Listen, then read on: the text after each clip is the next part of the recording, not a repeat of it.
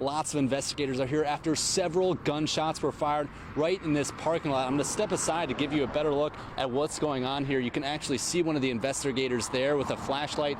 Looks like he might be picking up some of those shell casings, or at least looking at them. We saw at least a half dozen of those marked, but there could be more. Now, it looks like there is a lot of evidence here on this scene. It's all taped off in front of this strip mall. One of the more different things we're seeing now is there's a bunch of what look like flip-flops or shoes right in the middle of this parking lot. Have to imagine that has to do with what went on here. Somehow you can see one of the investigators walking up to one of them right now. And I'll move you just a little bit further to the right. There's a black SUV there. Interesting about this, we see what looks like a pistol holster sitting right underneath that SUV, but that's not where the damage ends. So here, walk me through, what are you going to use some of these things for tonight if you need to use them? Yeah, we have, well, I have my certificates in first aid and life support and stuff like that. Okay. That's mine. This is for like Lake Dragon. We got 3-inch pump here, generators, gas pumps, scissor jacks. I see a bunch of chainsaws back there as well. We got saws. On the other side, we got all the gear for everybody. Well, Luann, we've been able to move to try to get a better look here. And what I can show you is that off in the distance there, and those police lights off in the distance, you can see, you really can't see it at this point now, but earlier we were able to see 2 news cars from 2 different stations. Again, a witness has said that they believe a news station was involved in this. Deputies are saying multiple people were injured in this shooting. As Milton really rolled through the Volusia area, and as you can see, we're here in Port Orange in this community. I mean, we've got this window right here, if I can do it carefully. I mean, it's just a mess of branches back here, but this tree is massive.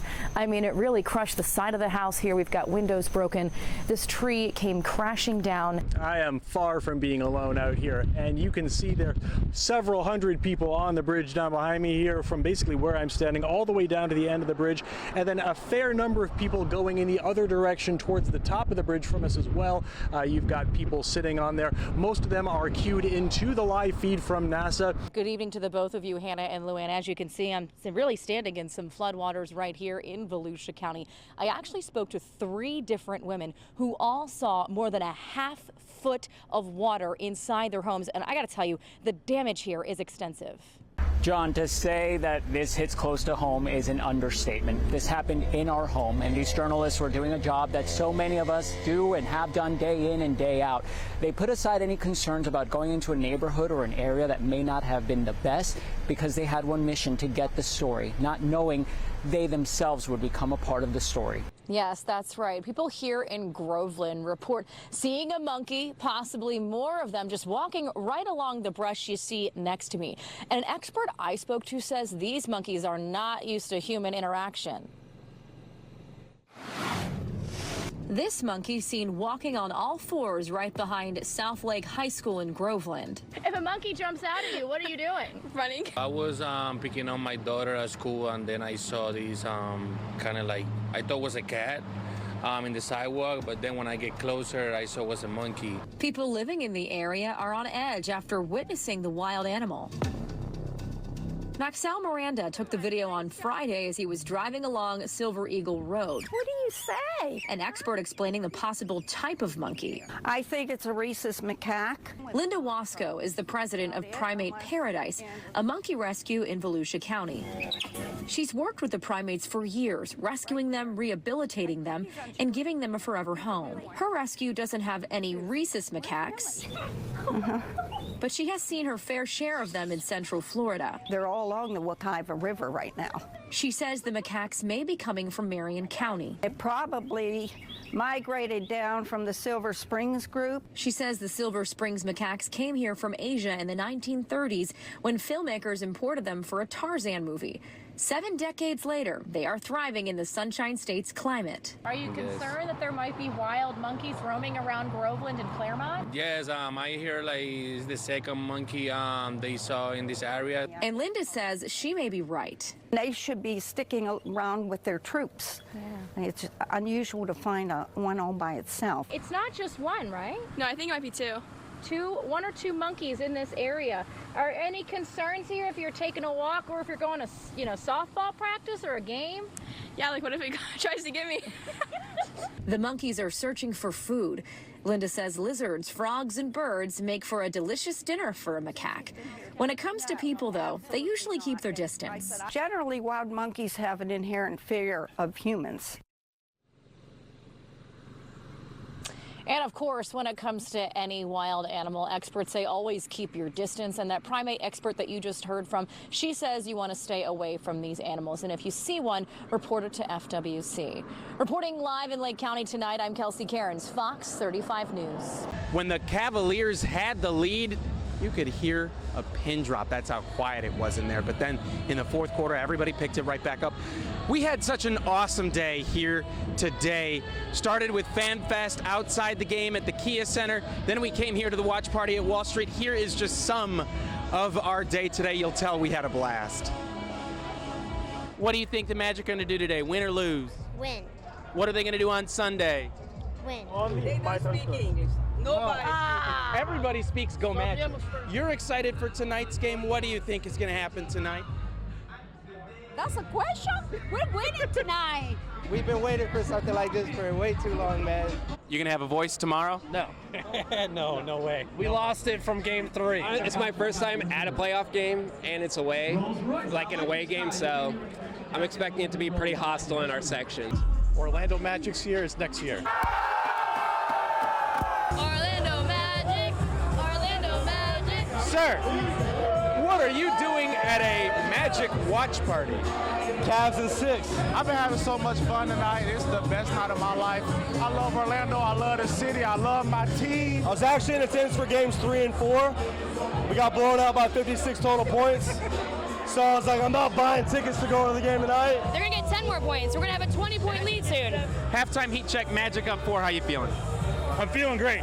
We keep it close at half, and then third quarter we let it rain. Absolutely. No, we are a third quarter team. I'm expecting Paolo, Franz, Jalen to all go out there and just start draining it. Sunday, Magic in 7.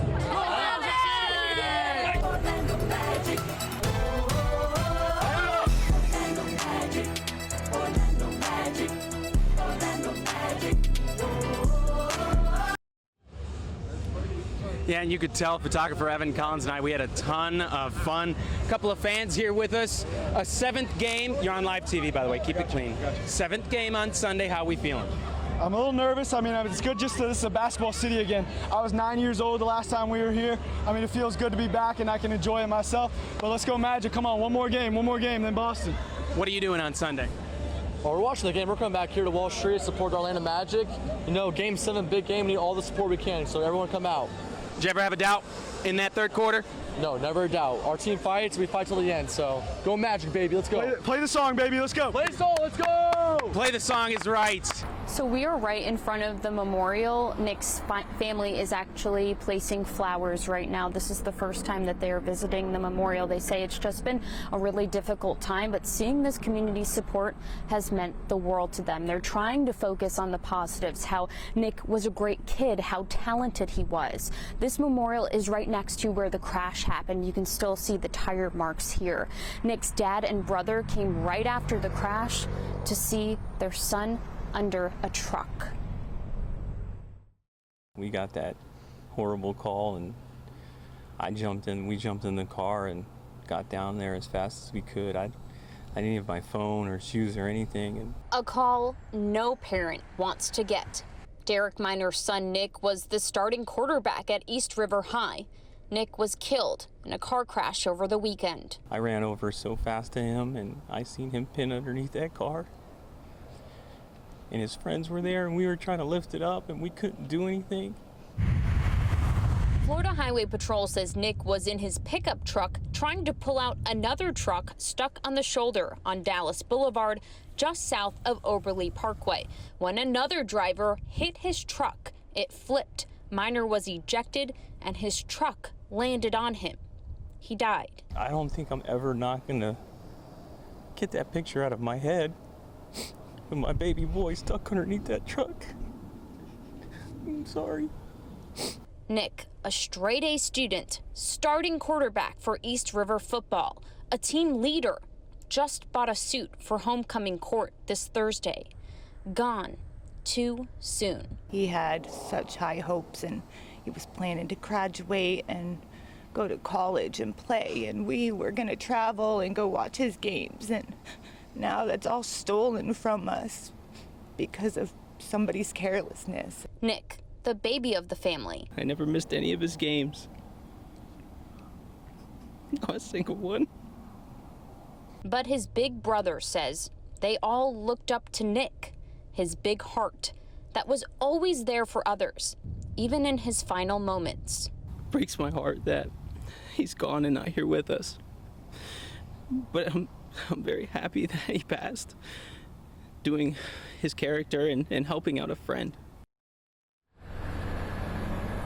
Now you're looking at Nick's mom right now, someone giving her just a really big hug. And like I said before, it just speaks to the community here, and they said that community support has meant the world to them. Nick was also an organ donor, which just continues to speak to his character. His family says it gives them peace knowing that even in his death, he is still helping others. FHP is investigating this crash. They are looking into how far out in the road Nick's truck was and if that other car was speeding. Reporting live in Orange County, Stephanie Buffmonte, Fox 35 News. Now, Paul Walker picks up his 2 kids every day from school because he doesn't want them crossing this parking lot and then these 5 lanes of traffic. Today in his dash cam, he caught what he'd been fearing for months. Take a look at the top left of your screen. FHP says a 17-year-old is behind the wheel of a Jeep Cherokee as it speeds up, not seeing a 14-year-old student walking by. Oh my God, just go ahead of the car. Paul Walker's dash cam caught the incident that happened as school let out. I got out my car to try and see. They got up because obviously, like most people, he was in shock, and thankfully the people that were there managed to convince him to lie straight down while they waited for an ambulance. Walker has 2 students who attend Windermere High School. Even though they live close enough to walk to school, he drops them off every day because he doesn't feel there are enough safe places for students to cross. They only started a week ago today, and there's already been 3 fender benders in the car park, and obviously now this very unfortunate incident. After students cross 10 lanes of traffic in the parking lot, they still have to cross another 5 before getting to the sidewalk. And if a student's not paying attention, things could get really dangerous. It's very busy, like a lot of cars coming in and out the parking lot over here, and it's like nobody really looks because like you don't expect a kid to be walking over there. Allie Charlton used to walk home before getting a car. She tries to stay alert every time she's in the parking lot. I think they should open the gate on the other side of the school where the bike rack is at. That way walkers that come from houses over there have able, like, you know, can walk. Now, Walker also wouldn't mind seeing some elevated crosswalks with some flashing lights in order to slow down some drivers. Now, we took his concerns directly to the school as well as Orange County, and they say that they will be reviewing some of these safety concerns as well as pushing for students to remember pedestrian safety, and again also reevaluating traffic here on campus. That's the latest in Windermere. Dave Puglisi, Fox 35 News. And Fox 35 video journalist Evan Collins takes us inside today's service at the Orlando Fire Department.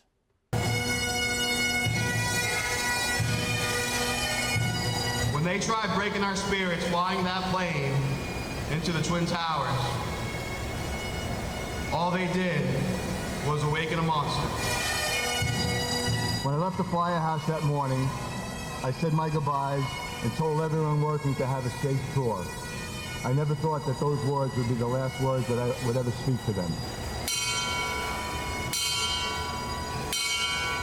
May we never forget, and also for all the police officers and firefighters that are active today, we're committed to serving the community.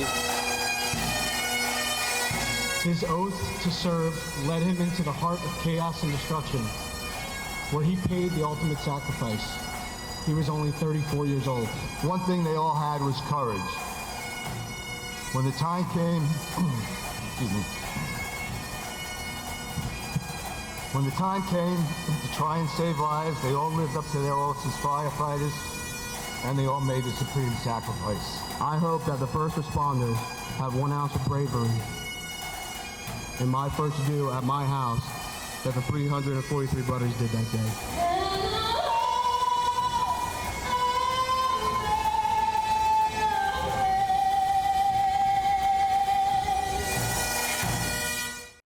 We all know the song when the Orlando Magic get the win here at the Kia Center. Orlando Magic, Orlando Magic. Wait, let's just play the song. Orlando Magic, Orlando Magic. The Orlando Magic theme song is a fan favorite, hyping up the crowd and the team after a win. Orlando Magic.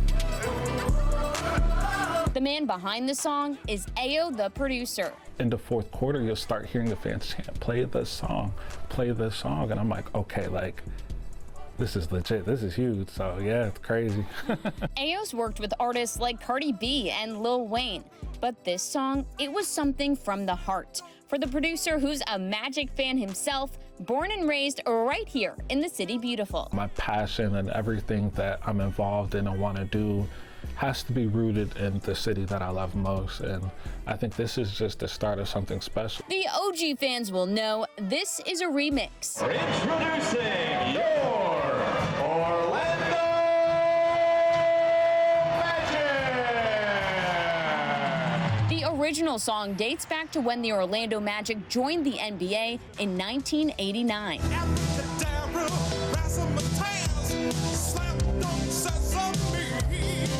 That's where Glenn Gettings comes in. Gonna set your spirit free. Everybody! He wrote and produced the original one.